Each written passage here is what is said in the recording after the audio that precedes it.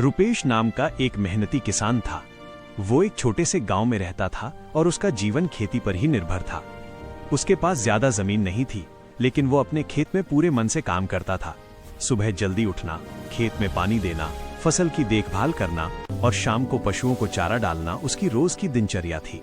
रुपेश ईमानदार और सरल स्वभाव का था, इसलिए गांव के लोग उसका बहुत सम्मान करते थे।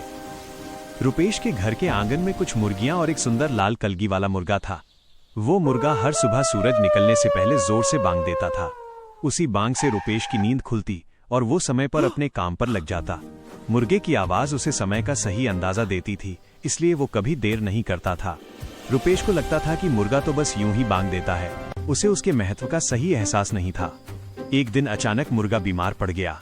वो चुपचाप एक कोने में बैठा रहता और बांग नहीं देता।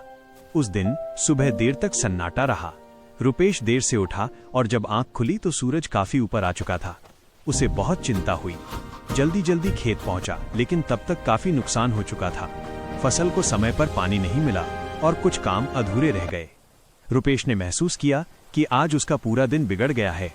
तभी उसकी नजर बीमार मुर्गे पर पड़ी। उसे समझ आया कि जिस मुर्गे को वो मामूली समझता था, वही उसकी दिनचर्या का अहम हिस्सा था। उसे अपनी गलती का एहसास हुआ। उसने मुर्गे को गोद में उठाया, पास के पशु चिकित्सक से दवा ली और उसकी अच्छे से देखभाल करने लगा। उसने मुर्गे के लिए साफ और गर्म जगह बनाई, समय पर दाना पानी दिया और रोज उसकी हालत देखने लगा। कुछ दिनों की मेहनत और प्यार से मुर्गा धीरे धीरे ठीक होने लगा। एक सुबह फिर से आंगन में जोरदार बांग गूंजी। वो आवाज सुनकर रुपेश की आंखों में खुशी के आंसू आ गए। वो समझ गया कि जीवन में हर छोटे बड़े साथी का अपना महत्व होता है। उस दिन से रुपेश न केवल मुर्गे बल्कि अपने सभी पशुओं और प्रकृति की चीजों का भी ज्यादा ध्यान रखने लगा। इस कहानी से हमें ये सीख मिलती है कि जीवन में जो चीजें हमें छोटी या साधारण लगती हैं, वही कई बार हमारे लिए सबसे ज्यादा महत्वपूर्ण होती हैं। हमें हर किसी की कद्र करनी चाहिए।